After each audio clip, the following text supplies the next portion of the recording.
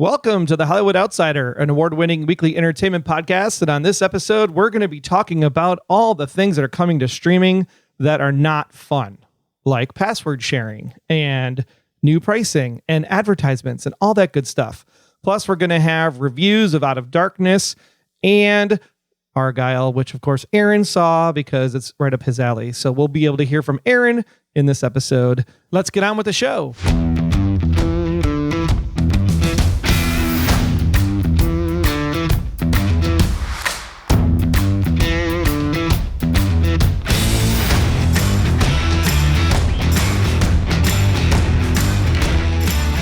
We are going to have some fun this week because the big boss is away, so the mice are going to play. I am Troy Heinrich, sitting in with my fellow host this week. First up, a man who needs no introduction. Give it up for Mr. Argylle.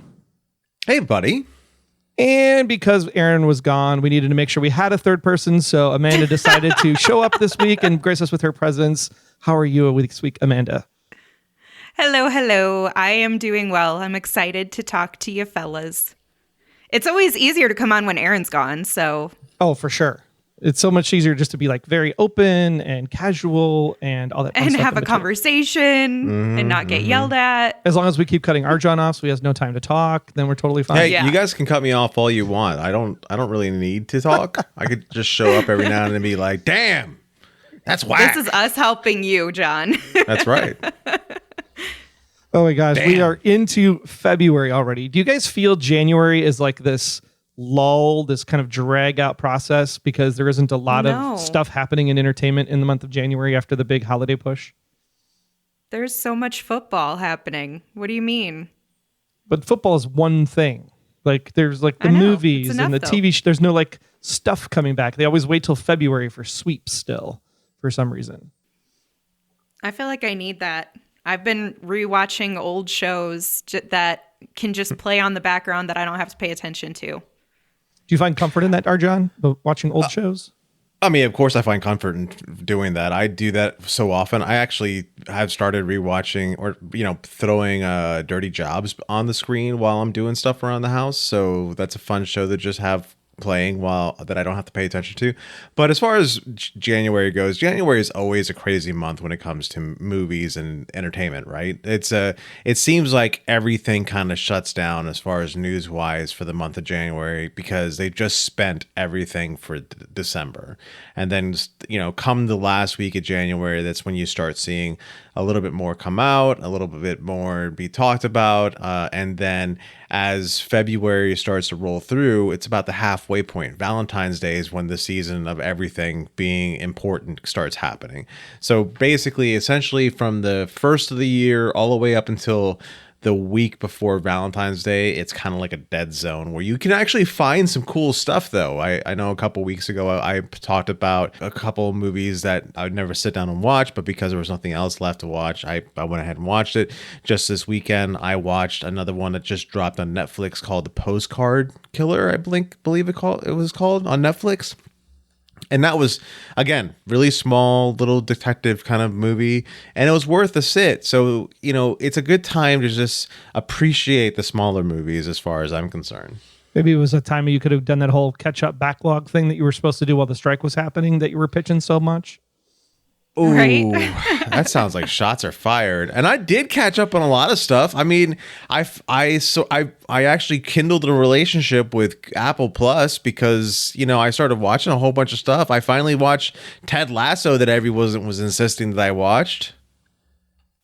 But still not enough to make up for all of the strike hoorah that came behind. There was a party and a celebration from John's end.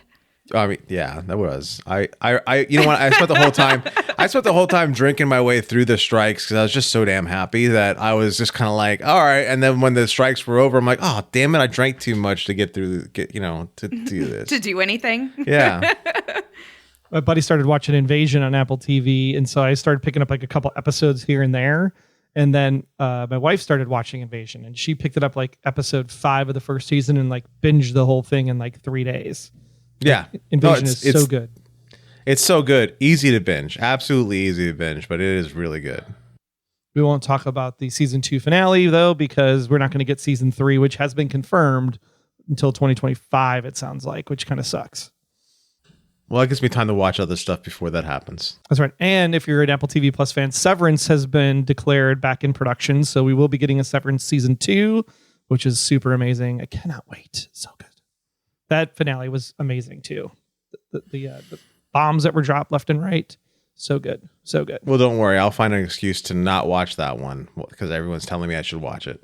And the reason why we're talking about Apple TV Plus so much is because they haven't really changed their prices. It's kind of like locked in at Apple, unlike all these other Yahoos and these streaming services that are doing all kinds of crazy crap going on right now. First up, we have Hulu and Disney Plus. They're the latest to crack down on password sharing. So what do we do now? Do we say we're only going to support TV services that are going to allow us to share passwords with each other? Are we going to say, you know what, piracy back on? Let's go back to Plex servers. What say you, Amanda? Me say this is bullshit. I am so irritated about all of these changes coming forward from the streamers, but I'm honestly not surprised. And when one starts to make a wave, the rest are going to follow suit because they know they have that capability. But the password sharing is really going to affect my life, let me tell you. I'm a sharer, but I'm also a sharee. So that reciprocal relationship, not having that, is going to make me have to figure out which ones are going to be most important to me. And I'm going to tell you, Disney Plus is not even close to the top of my list. At least not until more stuff comes out on that service, which is few and far between. What about you, Arjan? Oh, I have a lot of feelings about this because for a long time I thought, streaming is the savior for my attention span because I don't have to deal with commercials and I don't have to deal with garbage and BS and all that other jazz. But now here we are, and it's starting to become just like cable where you're having to deal with commercials. I think the benefit so far is I'm not seeing commercials for anything other than other streaming shows or other shows they have. So I kind of think that's okay. I'll actually accept, you should be checking out this show. You know what? I should be checking out the show. Okay. I'm okay with that. But if it starts being like, here's Netflix, come watch this commercial about soap. What are you trying to say? That's where I'll start drawing the line. As far as the password sharing, I'm not one to share passwords or take on shared passwords, but I give my passwords out to a few people that I think deserve them, and I feel bad for them. And actually, I'm to the point where I might actually eat the cost if I start getting charged for them using my passwords. Yeah, some people are even saying that they're going to crack down and cut your account off if they catch you actually sharing the password. Yeah, they can have it then. Wow. That's a good way to piss off your potential customer base. Yeah, I mean, I got already shut down my Disney Plus, and I have Hulu still, and I'm noticing that there's still Disney Plus stuff that's on Hulu, so it doesn't matter that I got rid of one of them. But even then, I don't know how much longer I'm going to keep Hulu going for. I have been watching more things on there recently, and it does have quite a few things that I want to get caught up on, but at the same time, I may or may not have access to a Plex server that I can just order up whatever I want on there. I don't know. I think the challenge here is the concept of software subscriptions in general, right? I subscribe to Microsoft Family Plan, right, for my office products. I subscribe to a few other services like Amazon Prime, where I can put additional people onto my account, or especially my kids who don't live at the house anymore, but they're still on the account from before. So it's this concept of if you give me 5 accounts should be 5 accounts. Shouldn't matter if they're in your house or not in your house. You gave me 5 accounts to use as I want. We use a service called Marco Polo. Marco Polo has a family subscription to give 5 accounts. And I have 5 different friends that live nowhere near me using those pieces of information, right? Those little licenses that I'm willing to give out because I'm paying for the $120 a year for those licenses and the right to have those 5 licenses. So I think the challenge is the fact that software companies cannot get on board with the same concepts for what these 5 accounts mean. Is it truly within your household? Is it truly within IP address? What happens when my wife is at home, but I'm traveling to London? Like, does that mean that I can't log into my service that I've already paid for through a VPN into the US? I think there's just a lot here that's going to be a challenge in the future for the media companies to figure out. And it's just going to piss off viewership, and you're going to actually lose people at the end of the day. Yeah, I do much more respect this idea of 5 accounts is 5 accounts or 4 accounts is 4 accounts, and that's a better plan versus saying, you know what, you can only have such and such. You can only make sure that you can only be living in the same household, and that's ridiculous. I just for the situation that you mentioned. What happens if I want to travel and look at my stuff? What happens if I want to, go to a friend's house and they don't have what we're looking for, so I log into with my account? There's just so many questions of what ifs that we have to deal with, and I don't understand how this is fair to anybody, with the exception of them. Granted, Netflix showed up and they had the best quarter they've had in ever, and by doing this. And so Disney, I think Disney was the wrong company to follow suit, because I think I know more people who got rid of their Disney accounts because of this than I know people who kept or even signed up for it. Because there's not a lot on Disney that's worthwhile if you don't have children. True, but I would challenge you on this next story that Netflix didn't make all of its money last quarter because of the password sharing. I think they made the money because of the fact that they introduced a brand new ad tier at $6.99. Because what was happening between Netflix and Amazon in the last month is that while they were doing the password sharing crackdown, Amazon kind of rolled out this new concept where they said, hey, you guys already get Prime shipping. You already get a ton of benefits with the Prime Video membership.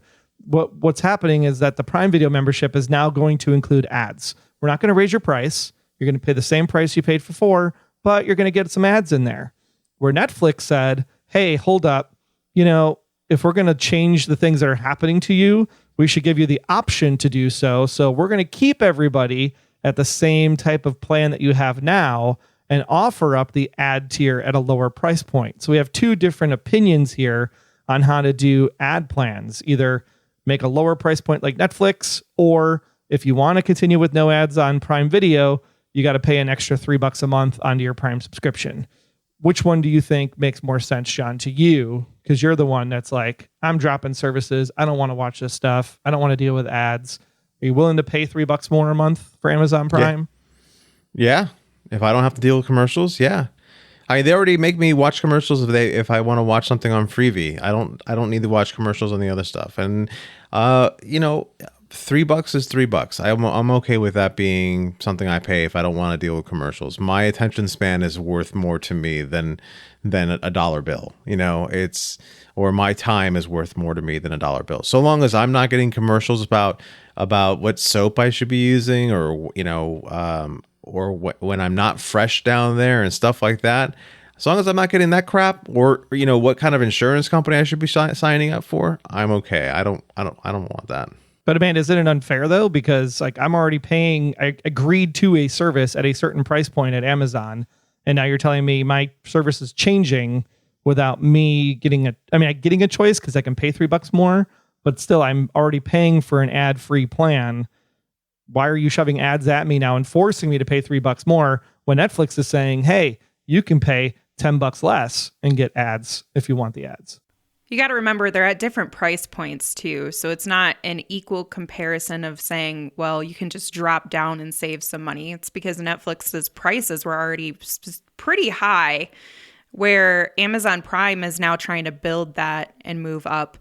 From the consumer's end, obviously, it's always ideal to go the method Netflix went, which is we'll save you some money if you decide to go to the ad plan. But I can see people getting mad on either side because they're like, well, I don't want to have to go through the hassle of updating and changing my profile to the type of plan I want. But that type of thing happens pretty often. I think I would rather they just put me in what they think is a better option, and then I can upgrade it from there, because I'd rather you save me money in case I miss the announcement or something. Yeah, because Amazon Prime Video, if you don't have the Prime membership, it's $8.99 a month for a 1080p 4K option with 3 streams.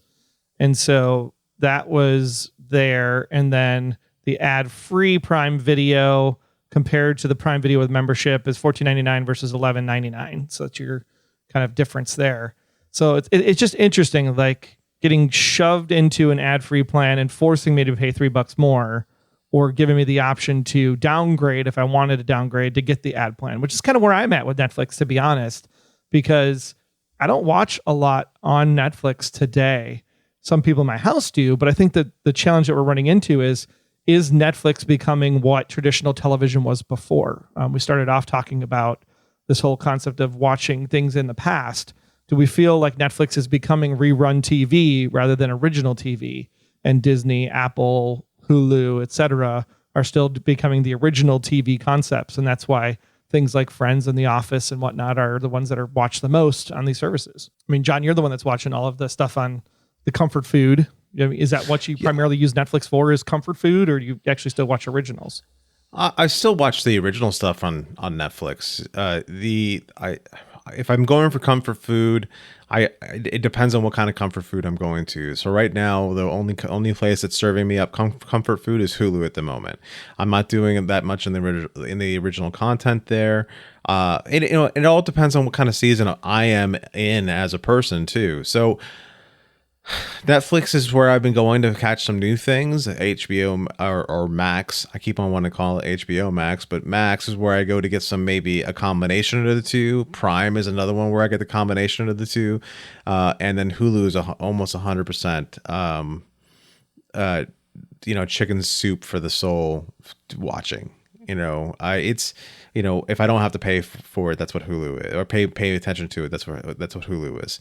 But I think generalizing Netflix to say that that's what TV used to be is a little unfair, because it's still not. It's still TV at your time, when you want it and how you want it. If you want to pay for commercials, you can pay for commercials or not pay for commercials. If you want to pay more for no commercials, then you can do that. It's just unfortunate that we're so much in a time and place when it comes to this media where they're now turning themselves into the exact reason why we decided to get rid of a lot of our cable subscriptions, because we didn't have to deal with the commercials anymore. We didn't have to deal with the hassle of watching things on other people's time. We had all this ability of just watching it on our time, and the freedom that gave us to be able to live a life and enjoy entertainment was something that to a lot of people you couldn't put a price tag on. That is the bigger concern to me. And then you mentioned, do we think it's fair or unfair? We've all been in adults long enough to know that companies can change their mind on whatever it is at any given time. Their terms of service essentially says that they have the right to change the terms of service on you. You don't have the right to change the terms of service on them. That's what they're there for. That's how they protect themselves. So is it fair? Probably not. Is it something that we can sit there and say or complain about happening? We shouldn't, because we all agreed to the terms of service on that. What are you saying, man? Yeah, I think the only thing that I would add to the discussion here, it's not even really just an addition, it's more of an agreement, is I don't think it's anything like what TV was back when we had, TV Guide running us. It's still very different from that, to John's point, because you still have the option and the illusion of choice depending on the streaming service that you're using. Sometimes there isn't anything new that makes you feel like, oh, this is what I was looking for. But you still have all of the catalog at your fingertips to determine when you want to watch, what you want to watch that's on that service. And that is still a level of freedom that cable TV never gave us. There was, if you wanted to rewatch that episode, you better hope that you can see the rerun at the time and day that it's going to be on, versus you could say, hey, I really love just rewatching this one season of this show. And you can do that. You have that choice, and you can binge it, or you can watch 10 minutes of an episode and turn it off and come back at another time and finish another 10 minutes, and so on and so forth. So it's still not the same. And it's still, I think we're inching towards the point where now the cost is having to be evaluated with what you're getting in return. And that's going to look different for everybody. That's fair. I will challenge you on the TV of the past when we get to our From the Outside In topic in just a little bit. But I do want to talk about the fact that we finally got information about the final Quentin Tarantino movie. Brad Pitt is going to be joining back up with Quentin Tarantino for the movie titled The Movie Critic. This actually came about because when Quentin Tarantino was younger, he was actually filling porno mag stands. And when he was filling those stands, he actually found one specific magazine that was actually interesting because there was a film critic that actually reviewed films inside of the porno magazine. And so that really intrigued him. So he's actually making a movie about that movie critic is what he's going to be doing for this new film. Is this something that has surprised you, Amanda, for Quentin Tarantino to go out this way versus something that was more bloody, gory action, big bang like he's used to doing in the past? Yeah, I mean, for sure. This is not what I would have expected. I think he is trying to grow a little bit outside of what he's traditionally been known for. Even when you look at Once Upon a Time in Hollywood, it was still a little bit different for Tarantino. You know what I mean? In some ways, it wasn't the same as all of his others, but he still manages to bring that gratuitous charm to all of his movies. So I'm curious how he's going to bring that to this, because this feels like a pretty, I don't know, I don't want to say run-of-the-mill story, but it doesn't feel like there's going to be anything that's that substantial. How is he going to bring that to life, I guess, is what comes to my mind. What could possibly be here that he's thinking of? And I'm sure we'll all be surprised and we'll end up liking the movie, but I definitely anticipated him going out on a different note. Do you think he's going to do something crazy here, John? Revisionist history? I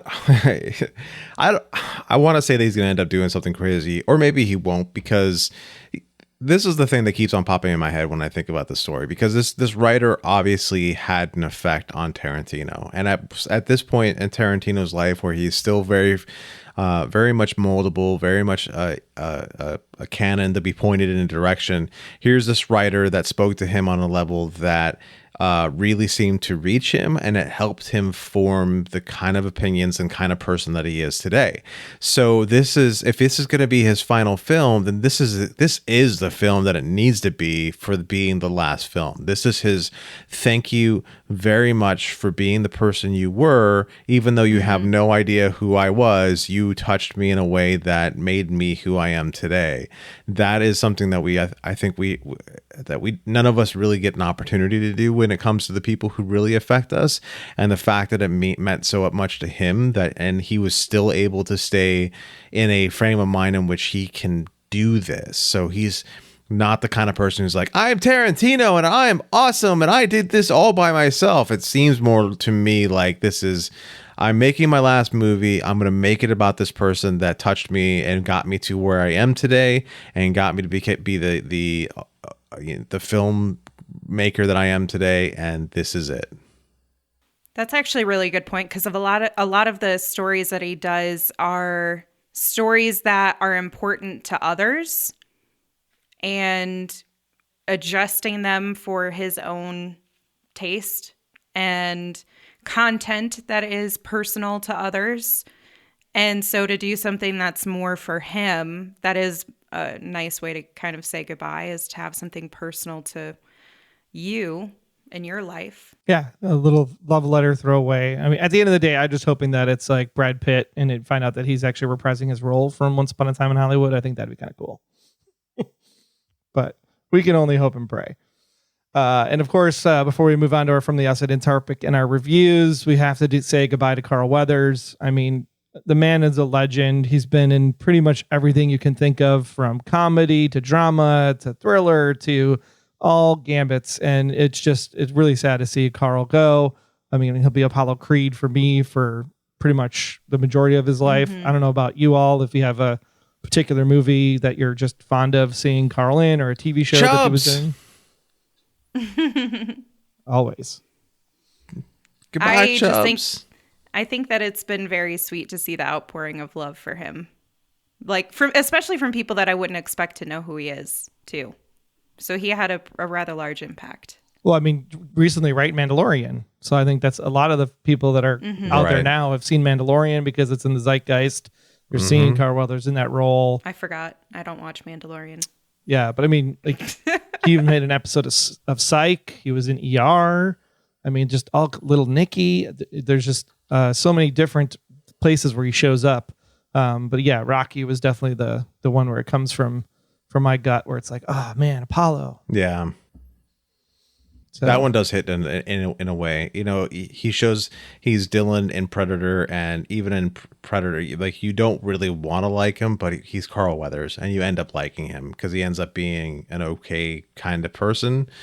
You know, Action Jackson, fun movie. So yeah, it's going to be a tough time. Well, and just like the TV series too that he did, right? I mean, he was on Chicago Justice for 13 episodes. He was on Colony for 7 episodes. So he's both movie and TV. He, went across the gambit. It's just really great to see people that can do this career as long as he was able to do this career and be very successful at it, doing just very key roles when he needed to, and then picking up any job he could in the in-between. I think is just a testament to how good he was when he was here. So we just want to say thanks, Carl, for everything you did and bringing us the laughs and the tears and the joy watching your career over such a great span of time.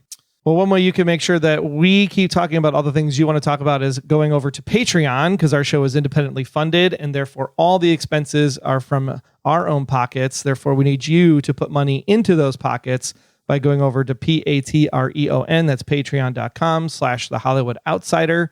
Once you sign up, you get immediate access to all of the content in your respective tier. We have bonus episodes. We have Bad Movie Night. You can get the old episodes of Bad Movie Night on a different feed right here from thehollywoodoutsider.com. But if you want a new Bad Movie Night episode, you definitely want to sign up for that tier as well. So make sure you go over there. $5. Like, you guys, we were just talking about you had to throw $3 more to Amazon. Don't throw $3 to Amazon. Throw $5 our way because you get much more entertainment, and we're always ad free. So do you hear this? I think we should lean more on the being ad free and not the more entertainment. Well, Amanda's come back a couple times this year, so we are getting more entertainment than we had last year. Yeah, I've all hit right. a good percentage already. Yeah, so when you drop Disney Plus because of the password sharing, and when you drop Amazon because they're basically forcing ads on you, you can give that cash to us over at Patreon, patreon.com/The Hollywood Outsider. And we thank you super, super much for all of the support. So with that, let's go ahead and get into our From the Outside In topic.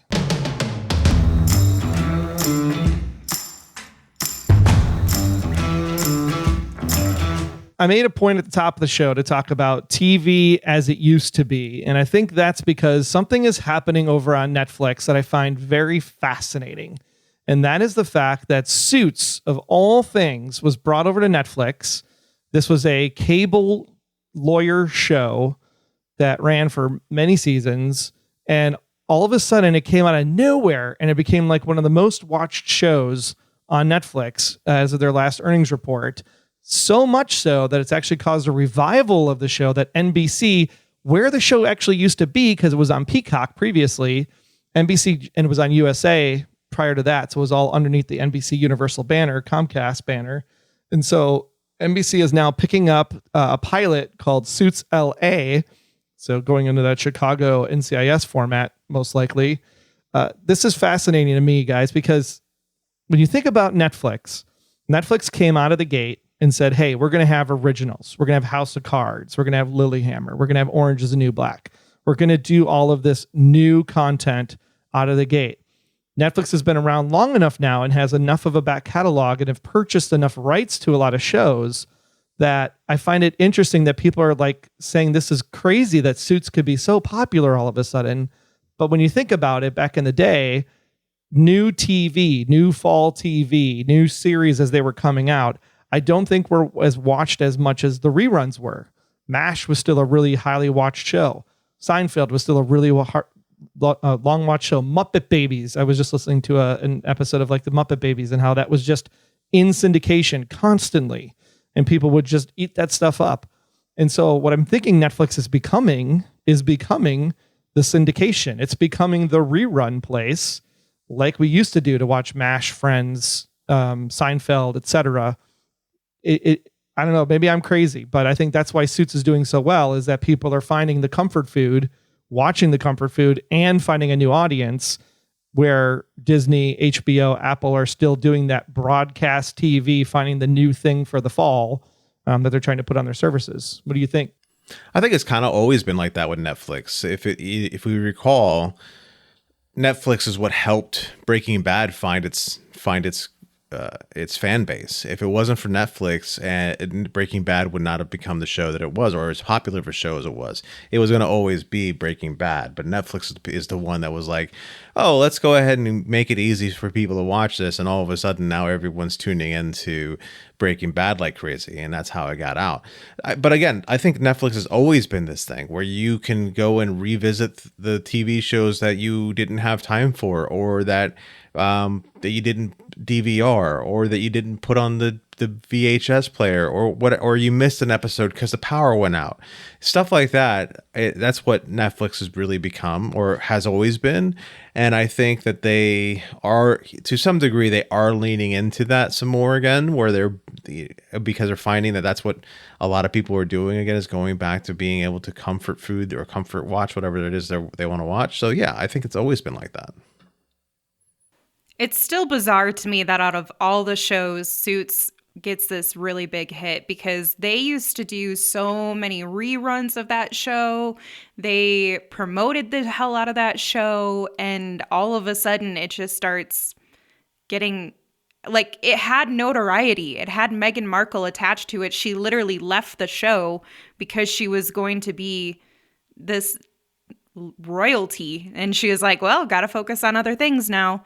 And so it's still bizarre to me that people were well aware that that show existed, and that now all of a sudden people are getting into it. And it could just be the accessibility of it and the ability to binge it. I'm sure that has something to do with it. But coming into this, I was like, I truly have no idea how the hell this got so popular all of a sudden. I had younger, I don't want to say younger kids. They're not that young, but they're like mid to maybe late 20s, if that. That's me being probably a little gracious.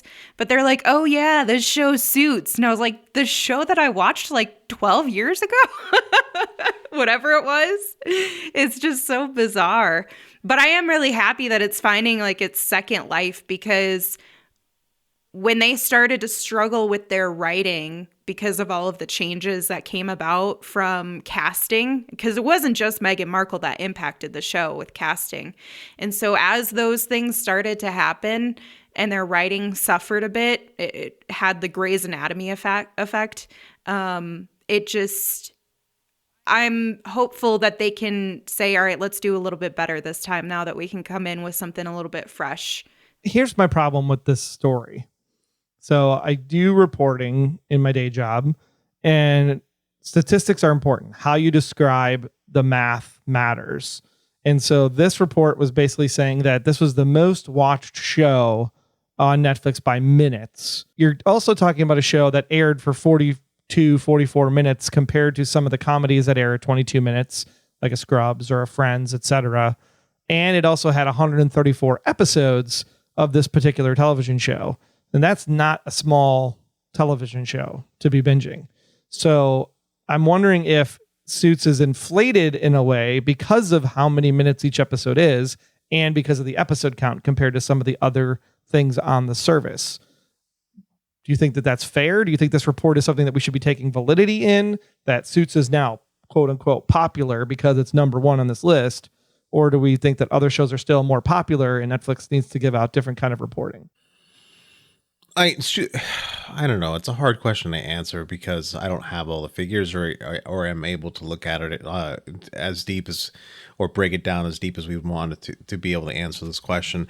What I will say is that I hope Netflix can do the numbers better than I can, enough to be like, no, this is legit better numbers than anything else we got going on. And it doesn't necessarily surprise me as somebody who didn't give a shit about Suits, like I understand why people didn't watch Suits when it first came out. It was on the USA Network. There weren't a lot of things, unless you were a fan of the usual USA Network shows, you weren't running the USA to watch a lot of things. And that, I think, is the big difference, is that there was like USA itself had their very own niche like fan base, where it was the people who were kind of grew up with USA, and the people who sat there and, you know, went to USA for all the weird stuff, but they ended up getting some cool stuff too. So that's what I think the deal is that that's the reason why people didn't watch it, or wasn't as big on USA Network. Whereas now that it got someplace else where more eyes can see it, that's why it is. But again, I think to answer your question, I hope Netflix knows what they're doing. Yeah, I like that point too on USA, because if I remember right, it was probably like the Dead Zone and 4400, and then it moved into what we call the Blue Sky era of USA, right? It was Psych and Royal Pains and Burn Notice, and then Suits feels like it was the last show of that kind of arc at USA before it kind of shifted in a completely different direction again.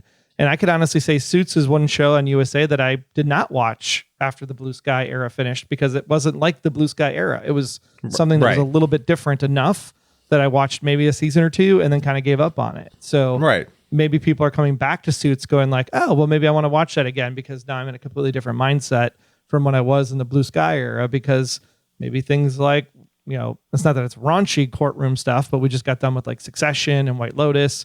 And I want something that's similar to that, but maybe a little bit lighter than the heaviness of Succession. It kind of has that feel, right? Because these are swarmy, greasy, grimy lawyers in the show doing the things they need to do. It's not your, you know, Boston Legal or The Practice kind of type of show. One call out that I do have regarding your data question is that if you take aside the fact that other shows that don't have as many seasons or episodes are included, it still outdid Grey's Anatomy and it outdid Supernatural. And I feel like knowing that it surpassed them by like 20 billion viewing minutes and it was available for less time meant that people were really going through it rapidly.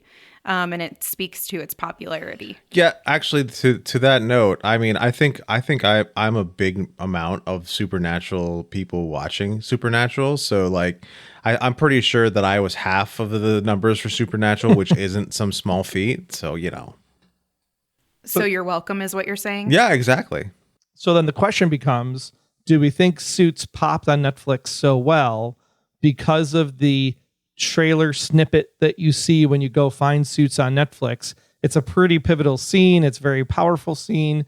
It like grabs your attention. Is the value of that snippet, do we just unlock that snippet has got so much power on the home screen? I have no idea what snippet you're referring to, because I haven't seen the preview. Yeah, like when you find the show. I already watched it all. Yeah, when you find the show, they do like a little preview play up in the top or whatever. And so it's like, is that important for a show to get that right? Because if you don't get that right, you're not going to pop on Netflix. Is that kind of what we're unlocking? I think it has an impact for sure, because if Netflix recommends something to me, I already don't trust it. And so I'm definitely going to watch the preview to see just how off the algorithm is. That's where they need to be investing some of this profit that they're getting. Well, see, if you'd stop sharing your password with your parents who don't know that they're supposed to click on their profile and mess up your algorithm. They do. Everybody goes to their own accounts. I don't have weird shit that shouldn't be watched on my profile. It's not like there's like a whole section of like weird porn or something or fetishes. It's just the algorithm always wants to recommend some things to me where I'm like, I'm not watching The Crown, and I don't know how you got here. Because you watch Grey's Anatomy and Bridgerton? Yeah, I mean, that's exactly why it is, because The Crown. Okay, I'm sure I could find a better example, you guys. Yeah, that was just a bad example. I mean, you should have been something like, a reality show, literally any reality show, because I've never watched a reality show, and especially on Netflix. I'm not watching Love is Blind. That's what you should have said. Yeah. Right. Yes. Thank you. That's better.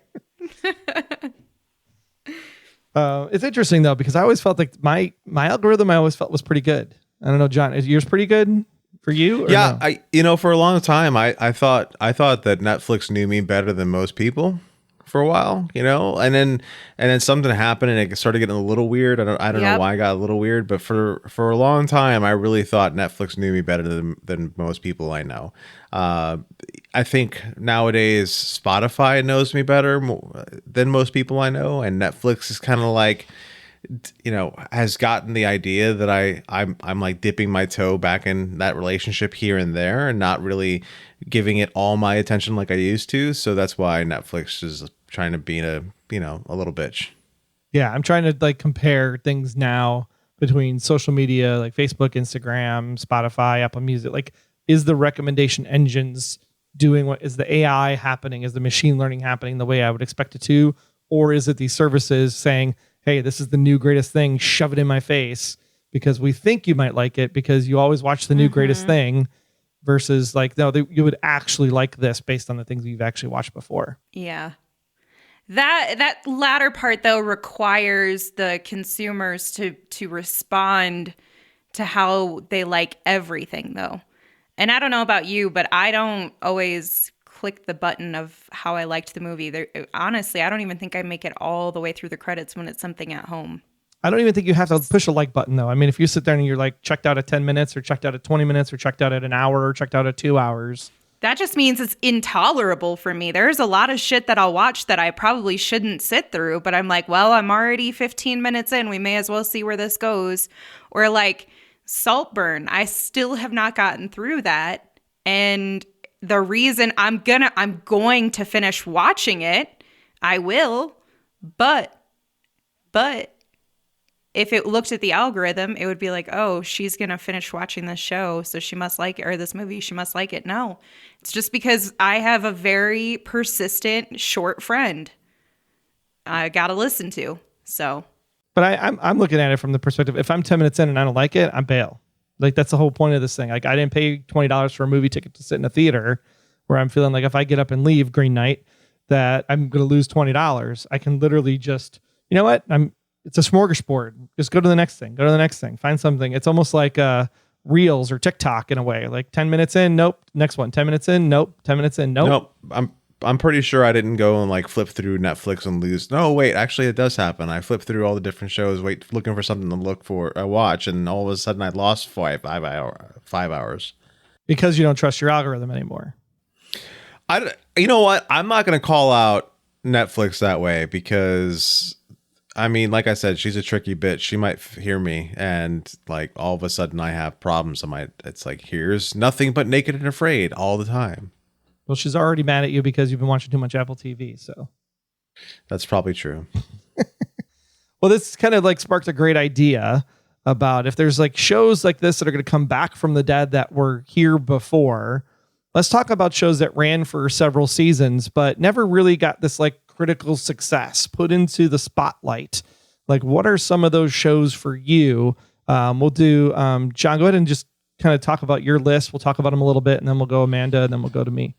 Yeah, so at the top of my list, there's an old show from the 80s called Misfits of Science. It was a superhero show before the spawn of the superhero shows. You had a whole bunch of people who had different abilities and they used them to solve crime and or help people, that sort of thing. And it was a show that as a kid, I know I loved so much, but we only got one season of it. And, I really love the guy who presses the back of his neck and he shrinks or he gets bigger. I like the guy who you can do bolts of electricity. Like, all of it was actually something that was worth my time as a kid. And I just thought it was a shame that it didn't go as far as it did. And, it would be nice to see some sort of like resurgence of that to give more of an interesting spin on the whole idea of the superhero or the special powers or special people kind of background. There's a show back in the 80s again called Voyagers, and this one was another one that I saw a couple episodes as a kid and I was like, oh my god, this is great. And one of the reasons why I loved it so much is that you essentially have a guy and a kid, and the guy is part of this like time traveler organization where he's supposed to go back and fix things things that are broken in time. And the problem is that his almanac is broken, or it gets destroyed at one point, and he can't just jump back and forth anymore because he doesn't have the almanac to tell him where to go anymore, or what's going on in whatever different time it is. So the kid that he ends up accidentally partnering up with just happens to have kind of a photographic memory, and he decides to take the kid on these adventures with him to go fix time and tell him. The kid ends up being his almanac, tells him what's going on in the time period they are in, what was supposed to happen, what ended up happening. Very cool concept. I really enjoyed it. Again, it's just a fun show that I thought would be a great thing to bring back now. And then finally, Terminator, the Sarah Connor Chronicles. That one ended in such a note that it could have been something that was great and could have taken you even further into this whole what a good Terminator show could be like, because I thought that's what this was, as opposed to some of the movies that we had. And again, yeah, that would be a great one we can do. Nice. This is the Science and Voyagers. Voyagers is interesting because that one sounds like one of mine that was actually done recently as a TV show, but we're going to go ahead and talk about that in a second. I like Misfits of Science. I thought that was cool. Courtney Cox was in that one, if I remember correctly. That's right. She was. Yeah. I'm with you on Terminator for sure. Sarah Connor Chronicles got the shaft way too early. They should totally bring that back. Oh my God. They really did. That was not cool. I mean, with the streaming services now, and you think about even some things that they're doing as remakes, Avatar: The Last Airbender, Nickelodeon is coming as a live action series later this month. All 8 episodes are going to drop on the 22nd, I believe it is, of February. And like thinking about that, like you could totally do Terminator: The Sarah Connor Chronicles very easily in that kind of rebooted format, like an 8 to 10 episode mini season, put it on Disney Plus, right on Fox, and then go ahead and do that from that perspective. I think that would be such an awesome show because it was such a cool concept. Yeah, it was. Plus it gets Selena Headey back in our lives. If she would reprise the role, that would be amazing. Manna, what do you got? All right, so my first one is one that I'm still trying to recover from the heartbreak of, and that is Prodigal Son. So Prodigal Son, for anybody who's unfamiliar with it, it's this guy named Malcolm who is extremely gifted, and he's a psychologist, and he uses his understanding of people and crime to help the NYPD solve crimes and stop their killers. And all coincidentally, his father is a serial killer. He obviously knew that, and that kind of led him to this pathway in life. But he really struggles with that dynamic, that relationship, and also, I mean, I think anybody in that position would have the question, could this be me someday? And it was such a great show that I know it got a little bit of love similar to Timeless, but clearly not enough love like Timeless to keep it from getting canceled and non-renewed. But man, that show is really going in a very cool direction. And I wish more people would have had a chance to check it out, because I can only imagine where the story would have ended up at this point. It did leave you on a bit of a cliffhanger because it was canceled, but who knows? Maybe if enough people caught it, and similar to like Suits, maybe they would do something to reprise it or revamp it in some way. It's an interesting thought. Like if I were to grab a show that only had 2 or 3 seasons, not a ton of episodes compared to Suits, which had 130 some in the bank, like would I actually pick up something to air it knowing that I'm going to continue the series? Is that something that I would do and take a chance on as Netflix or Amazon or somebody? Yep. I would have loved for that show to continue on. Sad face. The next one is True Calling, which starred Eliza Dushku. She was phenomenal in this. It also had Zach Galifianakis in a very, very serious-ish role, like nerdy serious. So I definitely appreciated their dynamic in the show. But essentially, she finds out, this woman named True Davies finds out that she has the ability to go back in time for a single day and help people change the fate, because she works at a morgue. So she sees them come through, and she basically gets to recycle the day and Groundhog Day it to try to prevent that whatever situation from occurring if she can. And I think it's such a fun concept because it's mini mysteries. And obviously she has her own mystery now where all of a sudden, where does this come from? But those little episode mini investigations, I'm such a big fan of TV shows like that. It's very much giving Buffy and Veronica Mars and things like that. So I love those types of shows. And it had such a badass cast. I'm so sad that it didn't get to continue. Yeah, True Calling is an interesting one because it follows that really great formula of having the overarching A-story mystery of like, where do these powers come from? But at the same time, having that case of the week experience so that you would have people that could drop in and drop out. And you'd still have the same question kind of floating over the top of it, which is really great. Yeah, that was one that I really enjoyed, and I almost put it on my list, but it's because I wanted to keep it kind of concise. It didn't make it, but it was one that I did appreciate a lot. I'm not sure if I appreciated it because it was Eliza Dushku or because it was the storyline, but I did appreciate it. Either way, it's a win-win. Exactly. My last one is a show that I know both of you are a fan of, which is Orphan Black.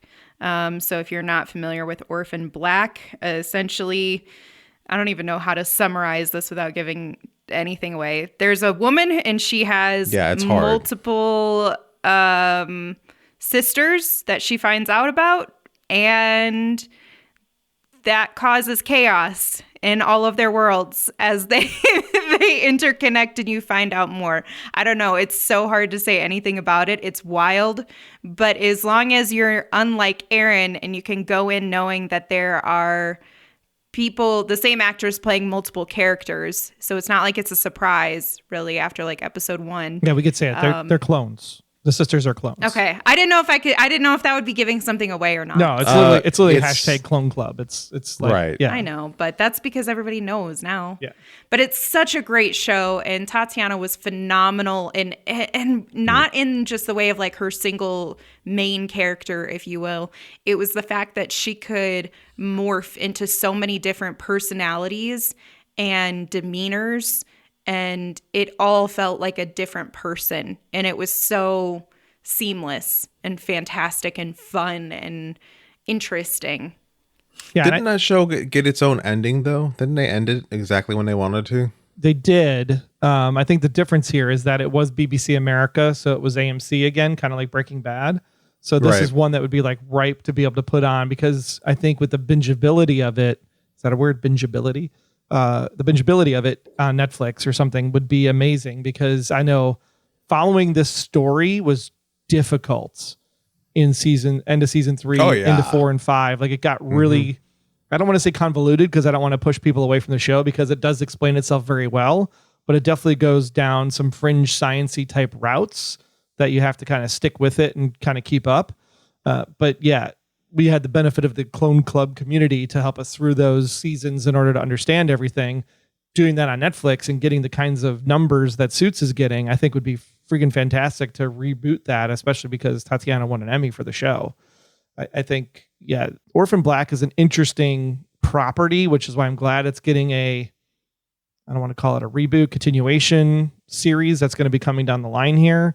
That's going to be a little bit completely different of where a little second love. Yeah, little technology goes like, what a great way to like, if I'm the overarching studio that owns the Orphan Black new show, why am I not dropping the old show on my streaming service immediately at the same time? Mm-hmm. Well, mine, so that's my list. I'm sensing a theme.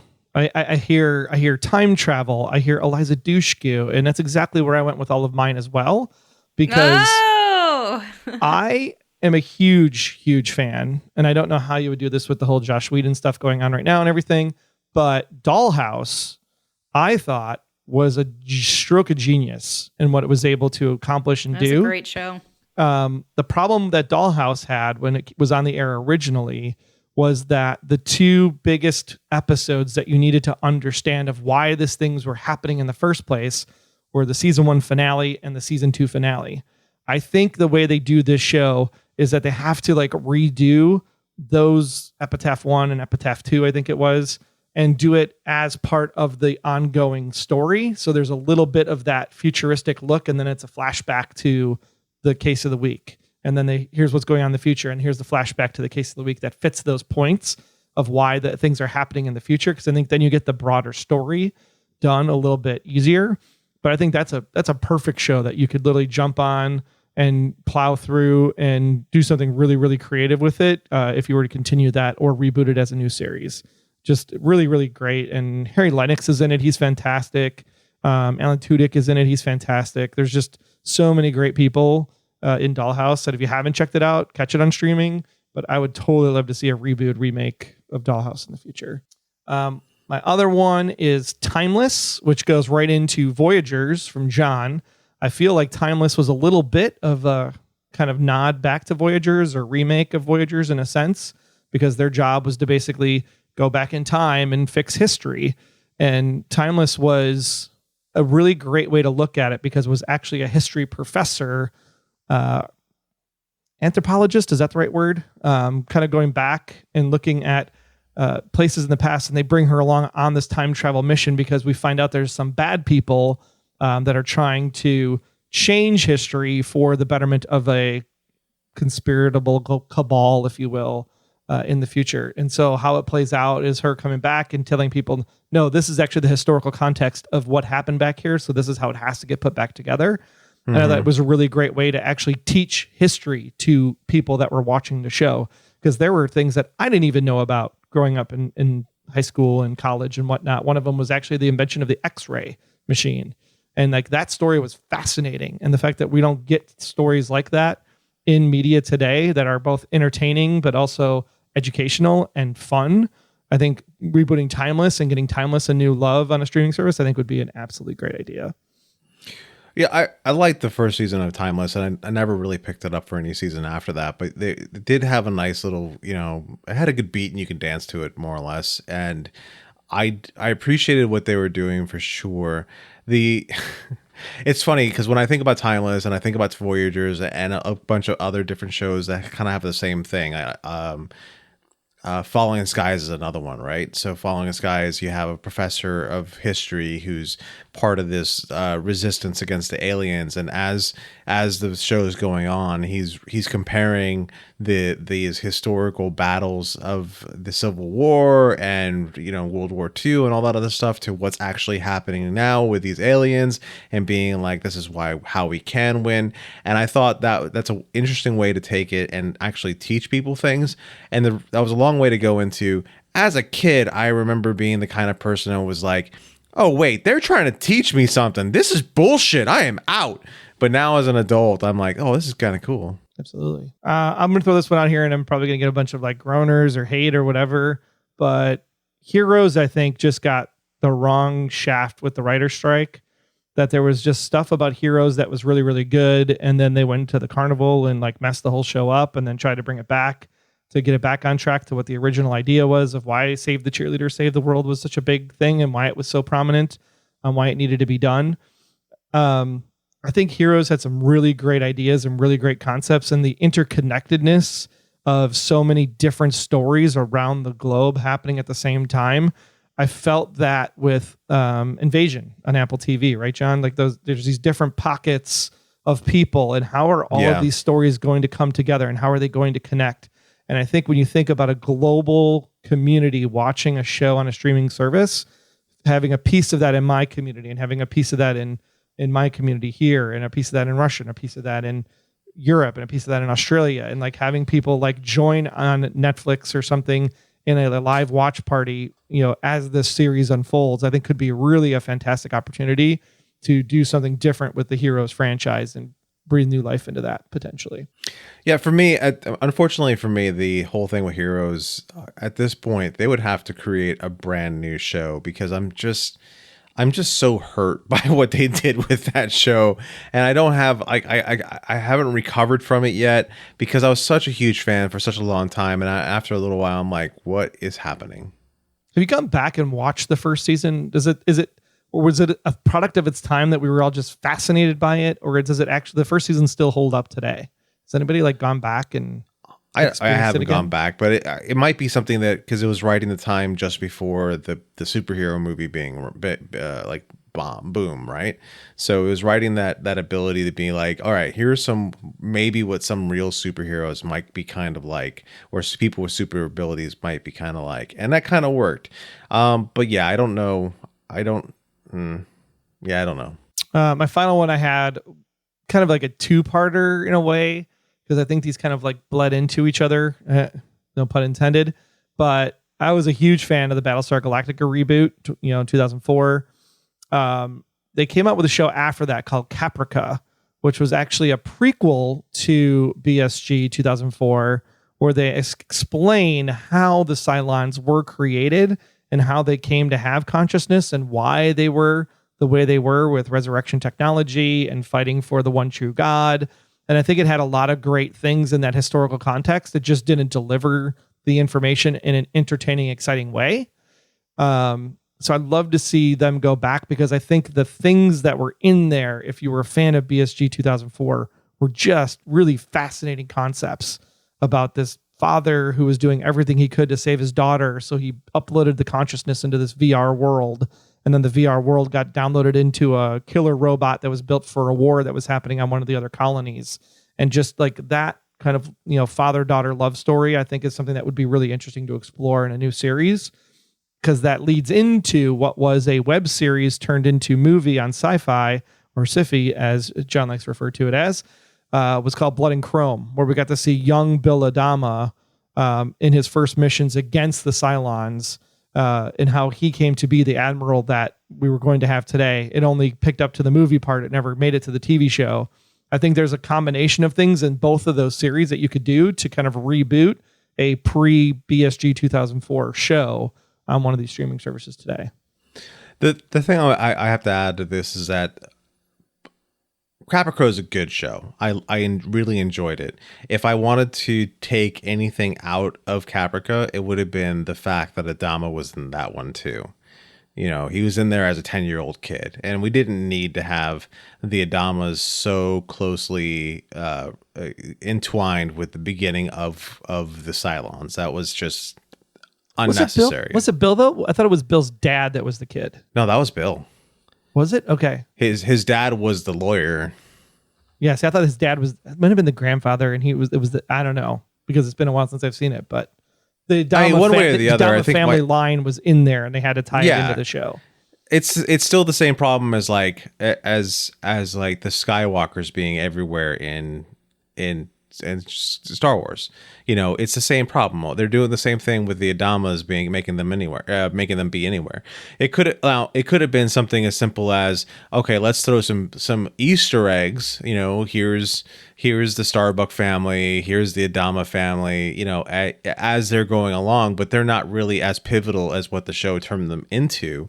And then give young Bill his own show or movie with Chrome. But I agree with you that they were both good concepts, and I would have been nice to see more, but I just think it was Sci-Fi, just when it switched over to being a sci-fi, just lost the plot with a lot of things. I would agree. Any of those spark your interest, Amanda? Not really.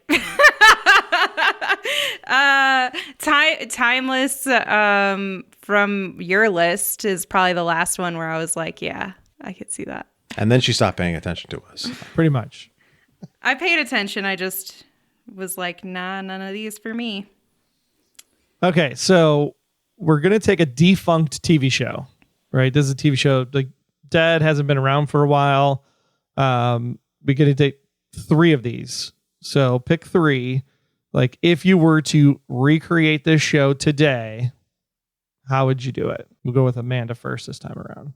Okay, so my first one is, I think it's an easy win because it was a popular show, but it definitely fell off towards the end, and it's not like anybody's gone back to pick up this show in the past decade or so. The Shield. And I think if you were to set that in a different area like Baltimore or Chicago, it's still timely and relevant to the conversation, unfortunately. But you could utilize those areas as being, some of the most notorious for corruption. And I think you vary the cast quite a bit. You don't have just a whole stream of white dudes, and you could have a more entertaining and inclusive dynamic for that show. Like Shield Detroit. Yeah, you could do Detroit too. You could do all the cities. I mean, really, if you think about it. You could, absolutely. Unfortunately. Let's go run around this time. Go ahead, John. Give me one. Well, how do I do this? So I'm going to go with one of the ones that I mentioned earlier, which would be Misfits Science.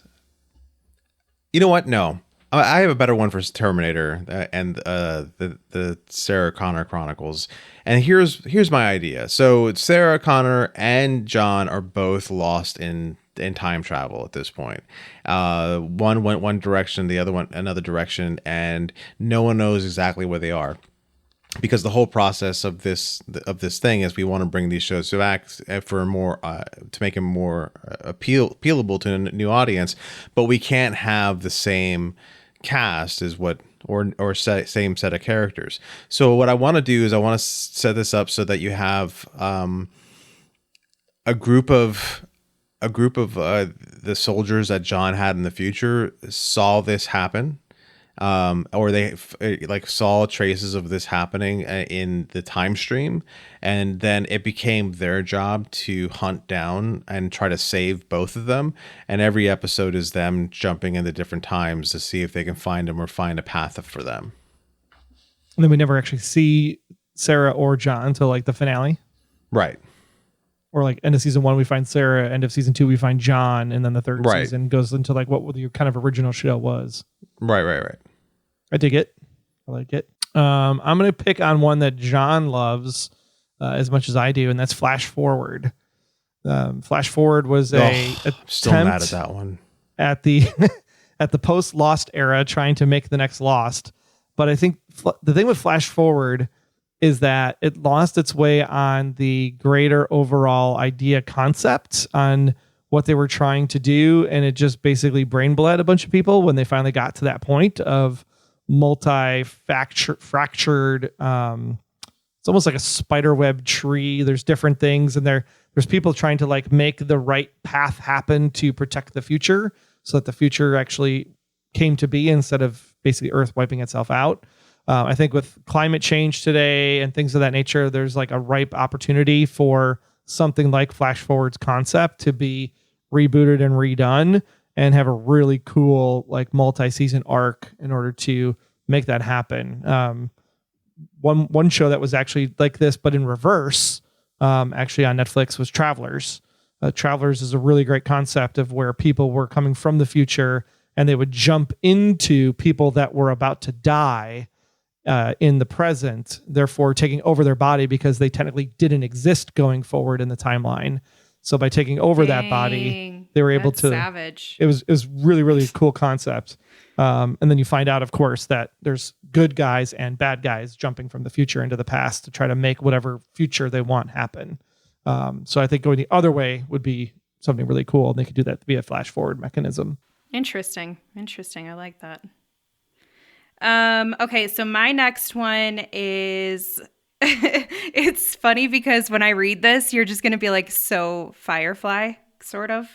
But I want it to be more focused on the different things and, I don't know, people or whatever out in the universe. But anyway, X-Files meets Star Trek, where basically they get to do more exploration into the universe rather than having everything be based, you know, in planet Earth. They actually get to explore and go out there and try to find the truth, per se. And we get a little bit of space action. And I think that space action right now is still very popular. So it's like Space Files. Yeah. That sounds way too similar to what the government named their new NASA mission, Space Force. It's an interesting concept.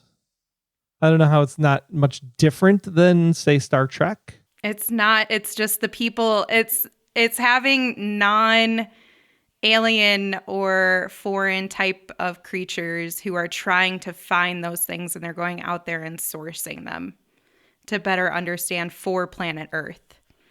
Yeah, I don't know. That's I'm just gonna keep moving on along. Thanks. You know what? There's an old show that I really dug. It's called Tales of the Gold Monkey. It had this awesome kind of it was kind of like Indiana Jones, but it's slightly different. You had a bush pilot in the Pacific Islands who flew island to island and getting into all sorts of different adventures.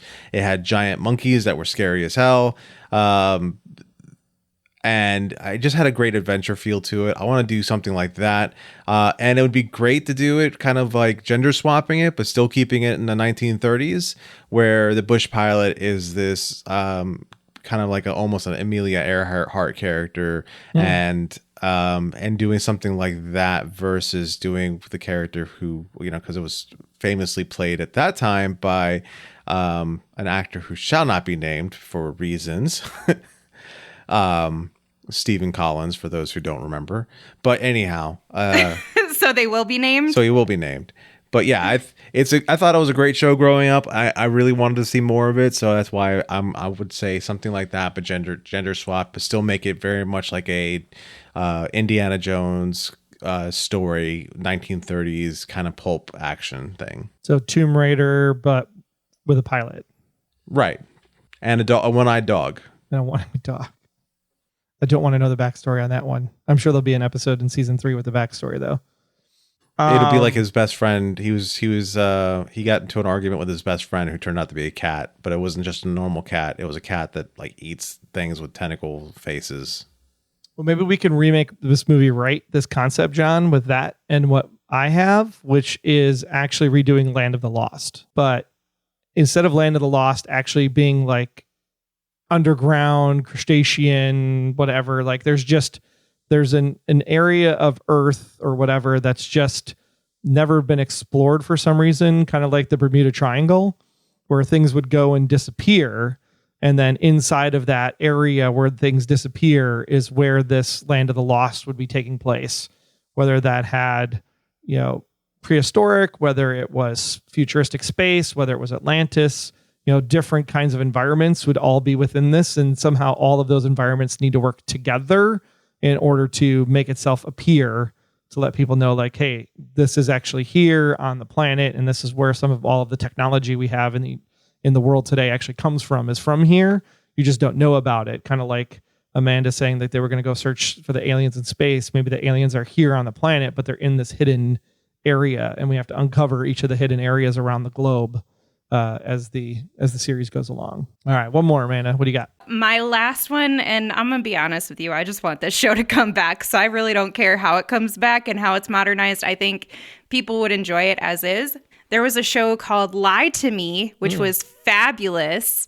And essentially it was this like leading researcher who fully understood how to read body language and facial expressions and everything. So essentially he was a human lie detector, which I always thought was really, really cool. But I'm like, what if it was a guy who was like a criminal and he used that to his advantage? But nobody knew that he had this capability. So like, instead of him being this well-known, public figure, essentially, that everybody knows, I can't lie to this guy and he'll be able to read through me, making it more of a criminal type show where he is able to kind of get what he wants at all times because he has this ability that people don't know about. And I feel like when people underestimate you, you can go even further because you're like, you have no idea what you're in for. So I think it could just make for an interesting and fun show to have somebody like that. Plus, I feel like it fit to begin with because it had 13 episodes the first season, 22 the second season, and then third season felt like it kind of got cut short, right? Like with another 13 again. So yeah, I enjoyed Lie to Me when it was on. I think Lie to Me was one of those TV series that was post writer's strike, no real known actors in that series. Oh, what? I mean, like, not to like most, like when you think about TV watching happening before the writer's strike, like there wasn't like a name that like stood out to like a new cast of like new generation watchers, right? Older people would probably pick up on it, but I didn't feel Tim like Roth? I don't think new TV watchers, younger He's talking generation. about younger people. The people. He's 62. They were, yeah, I get his point. Yeah, in the we know who Tim Roth is, but if you're like 16 to 20 years old, do you think all of those people would know who Tim Roth is? which the core demographic of Fox was. You pick up Lie to Me and you put it on CBS, it runs for 20 years. Oh, that's true. All right. All right. Lie to Me on Fox enough. was the Yeah. problem. The fact that it was on Fox, it wasn't the Fox core audience Yeah. that would grab onto something like this show. This would have been like a Blue Bloods very easily if it was over on CBS because of the actors they put on here. But I definitely think this is something that would absolutely work on streaming for sure. John. I'm just, I'm still hurt by the fact that you just said Tim Roth. People don't know. Younger I mean, go people. ask an 18 or 19-year-old who Tim Roth is, and they're going to be like, who? And I know that's sad to say, but I feel like that's reality. That's sad. All right. Yeah. So, my final one is a show that only got one season, and I got upset when they canceled this show. But it's Alcatraz. You had good pick. a detective who was dragooned into this special team that was investigating these crimes where people who had escaped from Alcatraz in a way that didn't make sense are suddenly showing up in 2012 as opposed to being in the time in which they belong. So I think the way to bring this back would be because of the way they left it is that there's something happened to the main cast that you can just let them be, and then you can start it all over again, because the overarching story of the show is big enough in which they can actually bring in a whole new team of people to be investigating these escapees and trying to find these people who got out of Alcatraz and are now suddenly showing up in 2011. So that's my pick. That's a great pick. I love that show. Is so good. That's a good one. And Yeah, that I'm so mad they canceled that one. And the twist that happens at the end of that first season, and you're just kind of like, and it doesn't come back. That was gut wrenching. Mm-hmm. They had a lot of good that they could do with that show for sure. Maybe similar vein, one that did get some fan love and got a second season out of that fan love was the show Jericho. I think Jericho today, redone in the right way with all of the red state, blue state stuff that's going on in America, all the different wars that are happening around the world. I think when you have a successful movie like Leave the World Behind that just happened on Netflix, very similar concepts to Jericho. I think that this show was something that is thinking that could potentially happen when you put it in the context of having seen things like Handmaid's Tale and all of a sudden Roe v. Wade gets turned over. There are just things about the American experience that are going on right now that I think Jericho would be a prime suspect to bring back to the forefront and just tell it in a much more engaging way. Because I think part of the problem with Jericho was that it was set in such a small town. And so it was so far removed from the world and the politics and the things that were happening. And maybe that was the whole play on it, because you didn't know what was happening and why things were happening across the United States as they were. But I think if you're like in the thick of it and you're trying to understand what's happening, you'd still be even just as much confused as these people were in the original Jericho TV show. So I think that would be something that would be really prime to put for a 3 to 4 kind of season series streaming on the networks today. I think that would be a good one for sure, especially on the heels of shows like that have that kind of gritty nature to it, like Justified getting their revival and stuff like that. I think there's definitely a place for a show like Jericho, which it had a small but very loving fan base. Oh, I think so. There was at least that. Skunkworks would totally get that crew to come back out again. Get the nuts going, and we'd all be like, yes, for sure. Maybe it all takes place instead of a Fisher plant or something. I don't know. John, did you ever see Jericho? I did. I really enjoyed the show. I don't know if I need need a show like that to be redone. I think it actually does more power as how it stood versus trying to redo it. Is it just because you don't want to live in that kind of like scared misery because you just found your happy place again? Yeah, you know what? That's another Probably. thing. That's another thing. I'm just getting back to a point in my life where I'm like, I can enjoy shit again and I can have a good time. I don't want I'm just gonna tap out if this place goes to shit, or I'm gonna find a way to move to like New Zealand or something. Nice. Well, that was fun. So big streaming episode this week. Anything that's good on streaming that you guys are planning on watching coming up? Well, like I just mentioned, I sat down on today and watched a show called The Postcard Killers on Netflix that just came out in the last few weeks. It's a great little mystery. Stars Jeffrey Dean Morgan. He's a father who's forced to investigate a set of murders. And it's got a good story to it. It has a decent twist. It's an enjoyable sit. I know you guys talked about it recently, but Griselda on Netflix was fantastic. I truly came in with a little bit of hesitation because I didn't know if Sofia Vergara could do as dark as this character seemed to be or needed to be, but holy shit, she is amazing. She really, really is.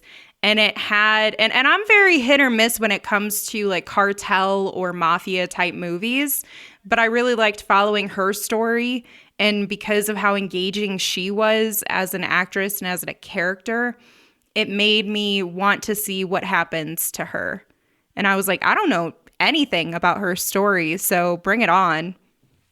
And you do get like a good wrap up to the show. Yeah, that's a good one. It's not a TV show, but I will highly recommend for those that are of an age that would remember this. But The Greatest Night in Pop is currently a documentary that is the untold story behind We Are the World. Yes, that fabulous song that we sang over and over and over and over and over and over and over again from 1985 till today. Goes through like all of the different artists that were there, who was there, why they were there, did they actually sing on the microphone or did they not actually sing on the microphone? It's really an interesting experience to like look back at that time and how this thing came together in the first place. 46 different pop music stars that were put together to create this one song that basically united the world at a time where the Cold War was still raging. So I think very interesting perspective in that documentary. Check it out if you are in the right age group that would remember that song. I think really a fantastic watch. Only about an hour and a half, so not a good investment needed for that reliving and retelling of your childhood, if you will. Well, with that, we do have some reviews this week. You're not going to be completely Aaron-free this episode. We will go over to Aaron as he tells us all about Out of Darkness and Argylle, which did land in theaters this past weekend. Okay, so I want to talk to you about Out of Darkness, which hits theaters on February 9th, 2024. And when we first open on Out of Darkness, which is director Andrew Cummings' prehistoric pitch black meets Alien, it feels pretty familiar because it's about this thin crew of survivors. They're looking for prosperity somewhere out there. And they become at odds with fierce predators that are masquerading in the dark. So you can see what I mean by that. Like it feels very much like a mix of Alien meets Pitch Black. Well, the trick is it takes place 45,000 years ago. And we begin with these 6 survivors that are recounting this tale of going across the sea to this new land where they hope to find prosperity. So it feels very much like they've come to a new, it's like Christopher Columbus, only it's 45,000 years ago, cavemen days and whatnot. Led by the obvious alpha male, Adam, the 6 are ready for this new life of discovery and wonder. And they also have along for the ride what seems like his wife, Ave, who's pregnant, their son, Heron, this old wise man, Odell, there's Gear, and then Bea, who is identified as a stray, meaning her life is Adam's to dictate. Adam tells her at one point, "You're for whatever I need." So it's very much a slave situation. So almost immediately as this movie begins, there's this unseen threat that emerges. You hear a distinct howl in the background. The wind is kind of whistling. The darkness is permeating the surroundings, so you don't really know exactly what is happening. And the pulse pounding score covers the frame. It really, really gets into your bones. And then the fear elevates amongst the group. And then a member is stolen. Yeah. And then a hunt ensues, but we don't really know who's hunting who. What is fascinating about how they decided to approach this, and the movie is directed by Andrew Cumming. It's written by Ruth Greensberg from a story that's also from Andrew Cumming. And they're trying to do this particular story in this particular time period. And because of that, you might think it's going to be a bunch of people grunting, a bunch of cavemen, knocking people over the head with a stick and that sort of thing. And it doesn't work that way. That's not what happens. Instead, they invent their own language. Basically, they created their own language for the film. And so it's like watching a foreign film in many respects, except nobody else knows the language. I find that fascinating. I think that's an interesting way to take it, because then it shows that they do have somewhat of intelligence. I feel like if they would have made it caveman grunting, like that caveman movie from Daryl Hannah back in the 80s, if they would have done that, I think it would have made it harder to swallow the drama that ensues, the horror that ensues. It'd be really hard to ratchet up the tension if they were going that route.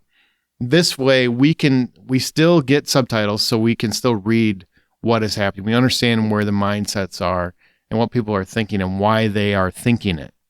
So it's fascinating to take it this way. And while you might not understand why it's taking place in this time period at the time, it really comes to play as the movie plays out, as it finishes its reel. I dig that. And the acting is pretty sound across the board. I think they have to be good actors in order to carry this premise. And also with this fake dialect, they pull it off. I mean, it feels like they are genuinely communicating with each other, which I think is very helpful in selling us on the essence of the movie. So as these characters face these really terrible, horrific arcs and overwhelming odds, and they're just desperate for survival, we're kind of sold on it because the language situation works, the time frame works, so we're immersed. And I think that's very, very important for the film. And the horror is very much the unseen variety. So it's that, what is it out there in the shadows? And by having it 45,000 years in the past, by having this creative language, what you're doing is you're creating this element where our minds are going wild, trying to figure out, what could this potential creature or monster be? What is making this noise? We're terrified in a similar way as our characters because we can't see it. We don't know what it is. What is coming after these people? And why? The why is just as important. And it's an interesting story as it plays out. I don't want to tell you anymore. I will say that I found it very, very thrilling. It was intriguing. It was kind of a new way to do a horror movie, or new, mostly original. I mean, you've seen Monsters in the Dark movies multiple times, but I just like the way that they chose to go with this. So it's got a limited cast and budget. The thrills are exciting. The conclusion also kind of leaves you with topical discussion. You can walk out of there and say, I've got something to talk about. If you watch it with your friends, you guys will have something to discuss when you're done. And I think that's exciting anytime any kind of movie will do that.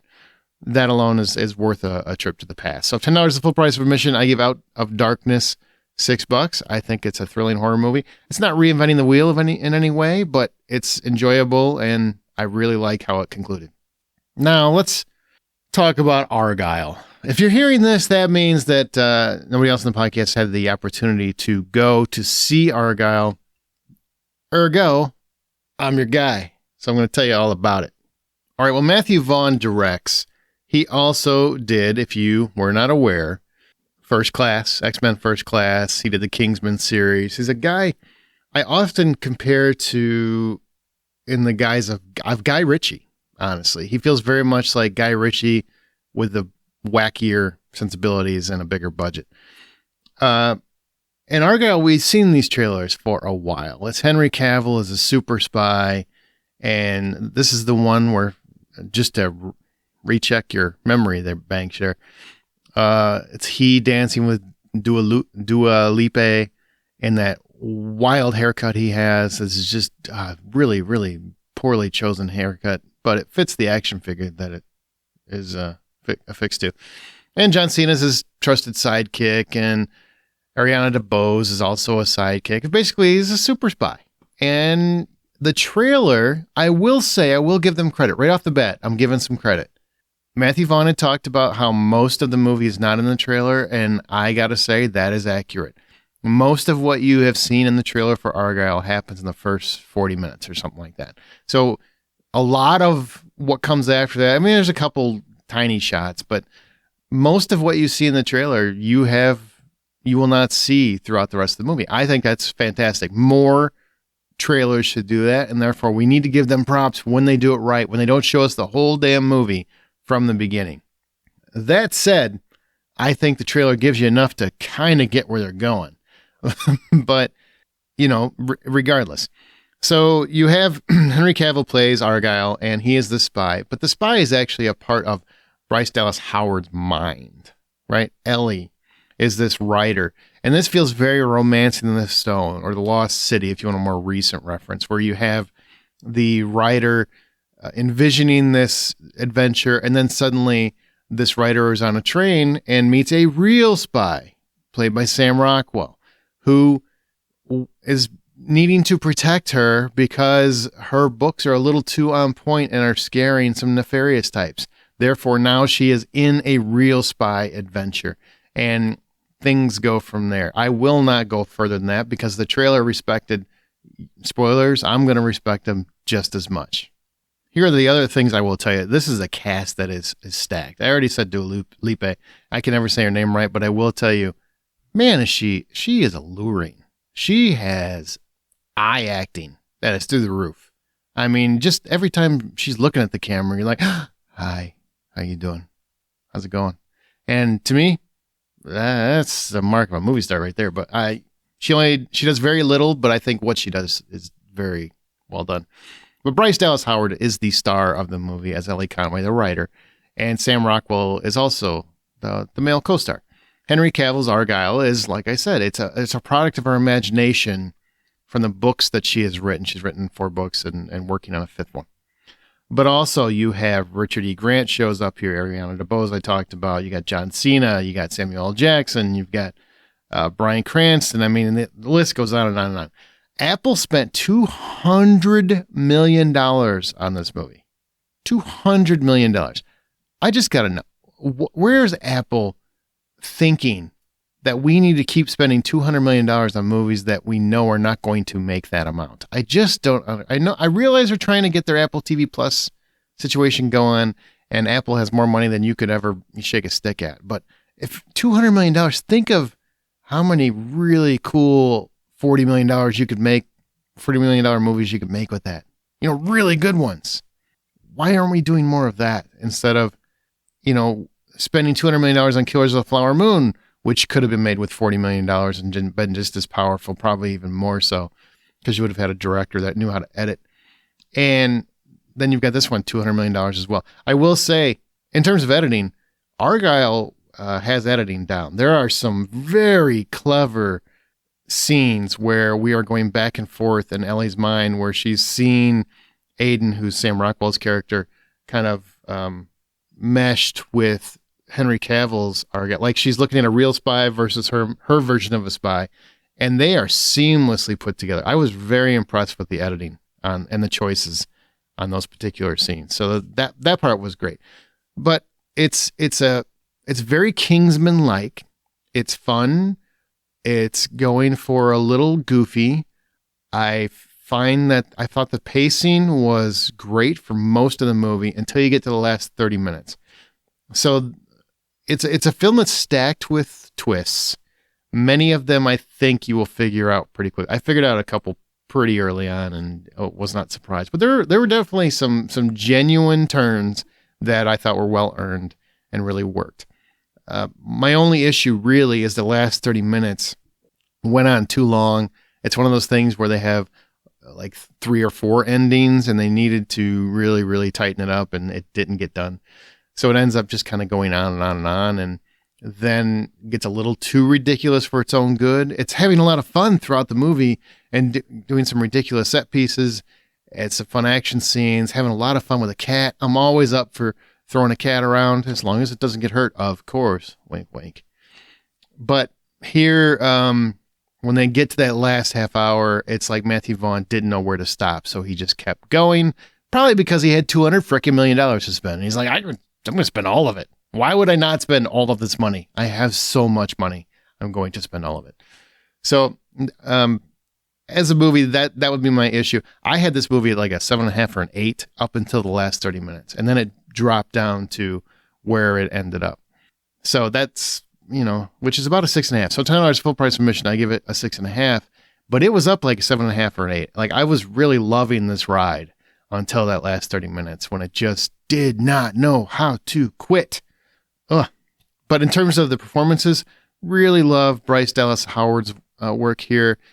She has a lot more behind the eyes and behind the performance than it seems at first. So it's nice to see that play out. I really, it's going to sound weird, but I like how she's not an absolutely perfectly typical cast person in this particular role. I think typically we would get Gal Gadot in something like this. But I really liked her performance. I think she is a stunning woman. Like her eyes are just gorgeous. It's hard. Just speaking of Dua Lipa, you can't not look away from Bryce Dallas Howard's eyes either. Just gorgeous eyes. Sam Rockwell, quirky as ever. Still, the guy just brings it every time he does anything. And I will say Henry Cavill, even though he's really more of a secondary character, if you will, whenever he shows up, man, he lights it up. He is the real deal. The other characters, Bryan Cranston, Ariana DeBose, John Cena, it's very minor, not directly involved in a lot of the movie. So they do work. These are great actors. So they're going to deliver when they get the opportunity. They just don't get as many opportunities as I would have liked. But I do like the pairing up of Sam Rockwell and Bryce Dallas Howard. I thought that was a fun pairing. So I would say it's a good time at the theater. It'll eventually be on Apple TV Plus in a few months or something if you want to wait. I think it's fun to see it in the theater. There's not a lot of great spectacle movies in the theater right now. Go see this one. I think Argylle is right up your alley. And make sure you stay for a post-credits scene that doesn't make a whole hell of a lot of sense, but it'll probably give you a little bit of tickles in your stomach if you want. But again, $10 full price admission, I give it $6.50. Like I said, should have been so much higher. They should have tightened this baby up. Apparently, Apple has a problem with, tighter edits over there on their movies. They need to take the reins back a little bit. But a lot of clever editing. Love the use of music and color schemes. There's a fight scene / dance scene with all kinds of different colors. You'll know it when you see it. That was wild. So there's a lot of fun in this movie, and sometimes it's just fun to go with your friends and have a good time.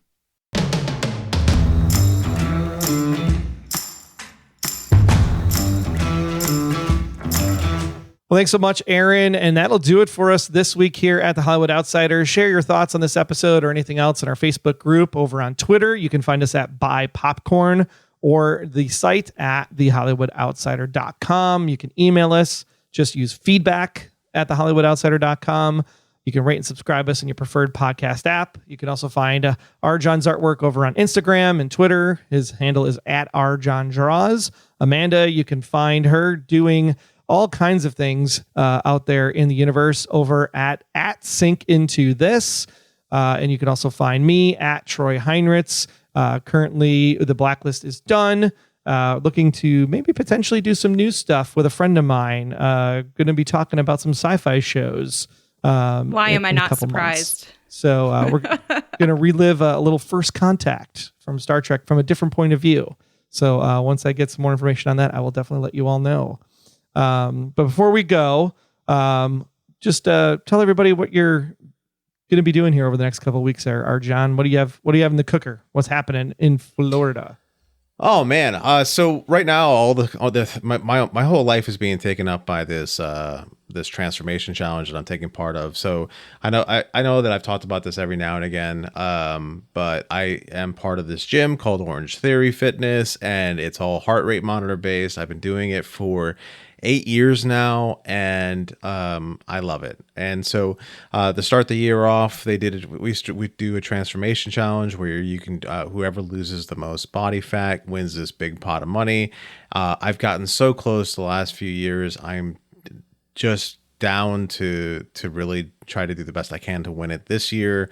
I think I'm already doing pretty well. I don't know. I don't want to jinx it, but that's where the bulk of my time is going to right now. That and I finally pulled the trigger and got myself an iPad Pro, and the whole reason as to why I got the iPad Pro was because I've been looking for a way to get back to doing some more digital drawing. I want to draw more often. I want to be able to draw more regularly.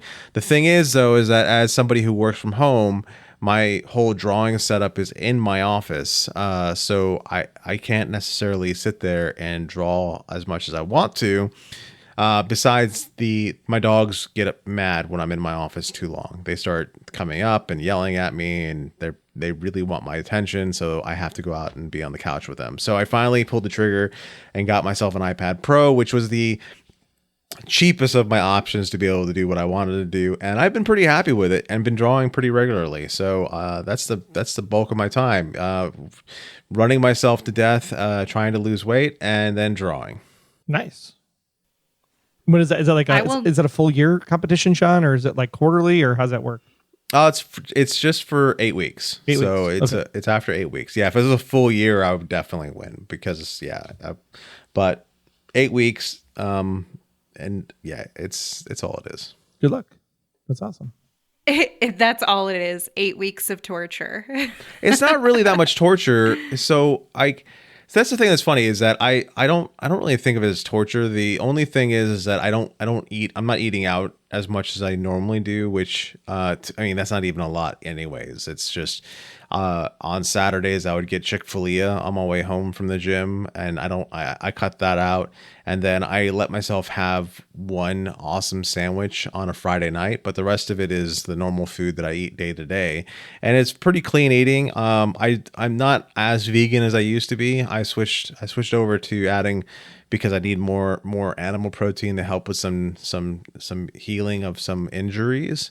I have some chicken in there to kind of help with my protein intake. So I don't really think it's torture. It's a lot because I am doing Monday, Tuesday, Wednesday, Thursday. If I'm not recording on Monday or Tuesday, I'm doing 2 classes 4 days a week. So I'm doing a tread 50 or a strength 50 class, and then I'm doing an actual 2G Orange Theory class after that. So I spend a good total of 2 hours. So it's fun though. Nice. Whatever makes your heart happy. Well, it keeps my heart moving, and that's the important part. True. What's going to make your heart happy, Amanda? I've got a busy couple of weeks. So I've got some board planning for our retreat this upcoming weekend I got to prepare for. South by Southwest is in less than 35 days now. So Aaron and I have got to start preparing for that, figuring out what we want to put on the docket, working through some of all of that. I'm pretty much gone for most of March, so trying to get everything taken care of before I leave it's a lot this February. A lot of work stuff, a lot of personal stuff. So, yeah. Right on. I don't even know what's going on with me this year. I first time ever that I sat down and like planned out like all my vacation for the entire year, like in advance. So I know that I'm going to be doing a small trip to see some friends in Cincinnati. I'm going to do a small trip to see some friends out in LA this year because it's been too long since I've been out in the LA area. But not Denver? What's going on here? Denver may be an airport stop. So if you're in the airport, come on. I'm very close to the airport. I'm very close to the airport. Yeah. I'll book a jumper, on the way back from LA so that I can like sit in the airport for like 2 hours and have lunch with you, Amanda. I'm glad that that's the extent of love and time that I get from you. I mean, that's the amount of time you show up here on the show, so I figured it would be equal. Oh, okay. Shots all right. fired. Shots are fired indeed. Yeah, we got it's election year, so I have election judging duties that we'll be doing. So we got primaries in Illinois coming up in March, and then of course the big election in November. And I am just super excited. Like, you have no idea how excited For I the am. election? No, for live action Avatar: The Last Airbender coming February 22nd to Netflix. This is the only reason I have not canceled my Netflix account, was for this show. They're dropping all 8 episodes. I'm literally not going to move for 8 hours. I feel like it's like Stranger Things all over again. I am so excited. The trailer was so good. It showed all the things that I was worried about coming to fruition as being a positive versus a negative.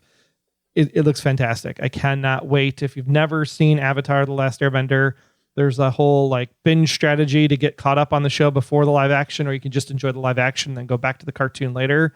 But if you have never seen Avatar: The Last Airbender, this is the time to jump on. It was a show on Nickelodeon that appealed to both kids and adults, and it just has really great messaging, really great storytelling. I hope that they stick with that for the live action version.